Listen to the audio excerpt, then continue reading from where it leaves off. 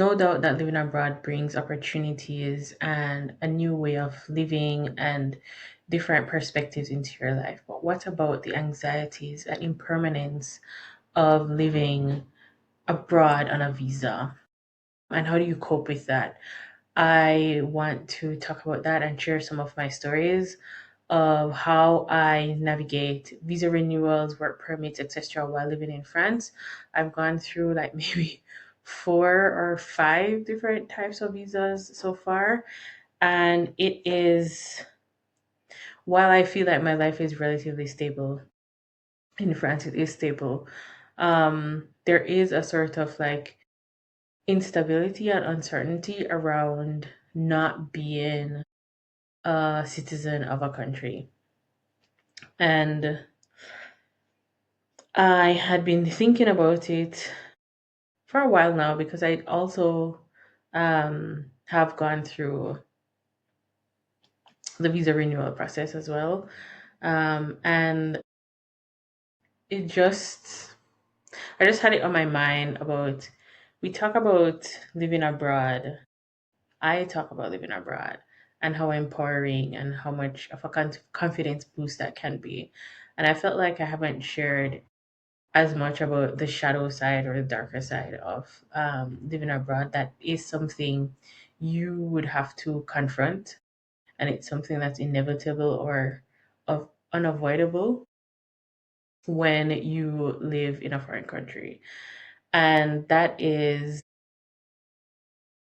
like the 6 months before your visa, your residence card, your work permit kind of like is about to end, where a lot of your life sometimes get tangled up, or it is tangled up in the visa renewal process. I remember I've I remember once where my visa was about to end and I had not found a job yet, and I literally found my job the last day of my visa. And it's kind of like amazing for me to think about that because it was such a crazy time. And what got me going and how I managed to cope and how it kept me going was just my belief and need. I don't know, it was kind of, maybe it was like a desperation or desperate need, but it was a conviction that living in France was what I wanted, and it was where I felt most satisfied and content in my life. And that helped me, that belief and that conviction just helped me to like never give up. Like, it's never over until it's over. And that process of searching for a job, because I searched for a job, going through so many interviews, tons of rejections, until the very last day. The very last day. When I mean the very last day, I mean like at 9 p.m., the very last day was when I found my job. Like, I got accepted for a job and I was able to hit submit like just a few hours before my visa expired. And that's just a stressful place to be, right? And I'm not trying to say that this comes with this kind of like situation comes with the territory. Like, this was my experience, and I think it was, and I think it's like an extreme version of the instability of like, or the anxieties, or uncertainties of living abroad on a visa. I think that mine was an extreme example, but I think it's also like a very good example for two things: to show that so many things can work out if you believe and you work hard enough and put enough effort into it to the very last end. Like, if you do your best, then the results I think will always be in your favor just because you've now gained that experience and competence of understanding and knowing what your best is in this situation. And it also, I think, shares sheds light on, yeah, just how nerve-wracking it can be, and how there comes a point where there's a lot of tension that builds up around this life that you've chosen. And it's, imagine it's the life that you designed for yourself, it's the one that you wanted, and then there is just a hurdle, to overcome, or an obstacle to remove or get sorted. And it's something that you will have to deal with. And it's very common. Like, you will have a bit of stress when it comes around the time, even if you're quite guaranteed, let's say, to have your visa renewed for whatever reason.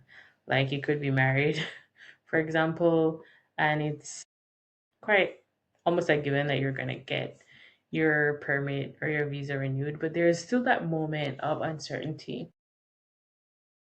And how do you cope with that? I think for me, I cope with getting grounded on why am I doing the thing that I'm doing, and getting and understanding what those reasons are, and looking back and going through what my objective is in this process.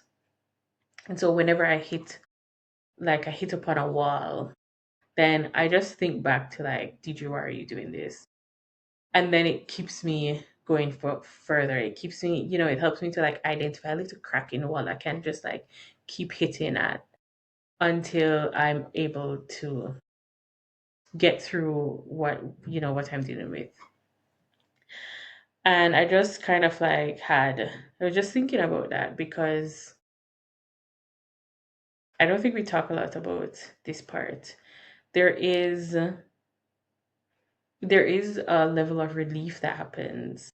And I think this is natural and normal when your visa is approved, your permit is renewed, you find the permanent job. Speaking of jobs, in the way it works in France, for your permanent job, and most jobs have a probation period, so it's called a trial period in French, période d'essai, and it translates to trial period. But I think, yeah, and so for the norm, it's 4 months you're on a trial period or probation period for 4 months in France before your permanent work contract gets validated. So just finding the job is not the end, right? You need to then validate your permanent contract through the trial period, the période d'essai. And this trial period can be sometimes a little bit nerve wracking. I remember this one part. When I first moved to France, no, not to France. When I first moved to Paris, it was for a job, and in Paris, because it's such a huge city of, is it 11 million people? What's the population? I think it's population Paris 11 million. Why did I say 11 million?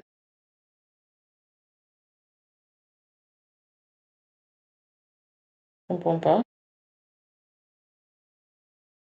So Paris itself has, mais c'est combien? Yeah, 13 million people, like the metropolitan area. So the Ile-de-France area, right? Um, what was I saying? I've lost. Yeah, so when I moved here, right? When I moved to Paris, when I moved to Paris, when I first moved to Paris, was I moved here for a job because I was changing jobs and I found one in Paris, and so I moved. And in Paris, Paris is a huge city, and so and it's a huge city, and as all big cities go, housing there's always some kind of like housing crisis, and housing is really hard to find apartments, etc. in Paris. Like the Paris starter pack is to be in a chambre de bonne, like a little. It's called the good bedroom, which is usually like a six-floor walk up in the attic, in like the attic, the rooftop of a building, and it's like 9 square meter. Yeah, like 9 square meters and tiny, tiny, tiny, tiny. Like think about like two SUVs, the size of like two SUVs put together. That's their whole room. Um, Even finding a chambre de bonne, that little tiny bedroom, which is going to be your studio, is very hard when your work permit, not your work permit, but your work contract is not validated. So your CDI, your CDI, is what a permanent work contract is called, because it's a contrat de durée indéterminée. So it's a contract, indefinite term contract, permanent employment contract. Anyways, if your CDI is not validated, then housing is next level impossible in Paris. And so that trial period, which is what I was getting back to, that trial period is very, very important, especially if you have a work permit. It's like doubly important because you're not able to find permanent housing in Paris without it. And that just, I think, adds like an added layer of anxiety and insecurity about where you are and what you're trying to get to. And so, yeah, even for me, my first my first 4 months in Paris. Oh my God. Maybe I should do if tell me if you're curious about house hunting in Paris and what that looks like. We can talk about it. But yeah, the first 4 months I had to get temporary housing, and just everywhere I went it was kind of like a no. Oh, the first question was like, is your CDI validated? Is your work contract validated? Did you complete your trial period? And if you say no, then that's kind of like the end of the housing hunt. It's just like, okay, well, yeah.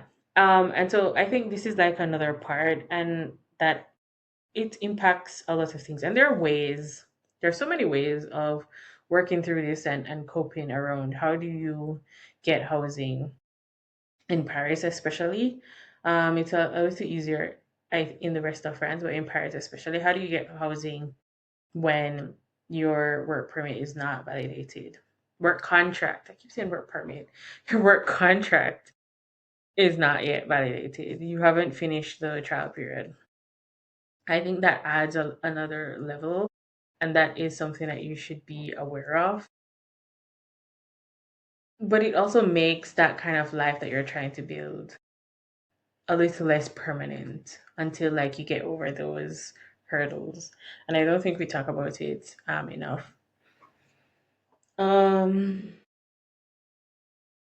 yeah, so I just kind of like wanted to hop on here to share that, while you're building your life abroad, get also understand your mindset, understand your goals, because that is what will keep you in the game. That is what will keep you moving forward. That's what will keep you moving forward while you move abroad, while you're living and starting life in a new country. And in addition to the many, bureaucratic, administrative hurdles that you'll have to do, you'll have to jump over in France. You have to like really understand like why you want to do it because it's not impossible. But if you're not sure why, or if you're why you moved, and if you're not clear on why you moved, then it just adds a little bit more confusion and chaos into the process, and it makes things a little bit more anxious and unstable. And so I think a lot of moving abroad and living abroad is not so much about the visas, the work permits, the financial resources. These things are important, but what's really, I think, what's doing a major, huge part of the work, and what can really impact and affect how you live abroad is how you think, like your mindset around things, and how grounded you are and sure of and clear on your why. And so you really need to know what that why is to be able to navigate life abroad. And I talk about in my video in some of my other videos like real ways of how you can integrate into life in France. So you can check that out. But understand that you do have to have a work through and confront and process your emotional your emotional and mental strength when you're moving abroad. I think that does like maybe 80% of the work of whether you survive, thrive, or return home. Um, yeah, that's all I wanted to talk about today. If you have any questions around anything that I just shared, housing in France, more around visa instabilities, or how to cope um, with the uncertainties and anxieties of living abroad, drop them in the comments. I will read and respond to all of them. And you can watch my next video on ways of integrating in life in France. Ciao.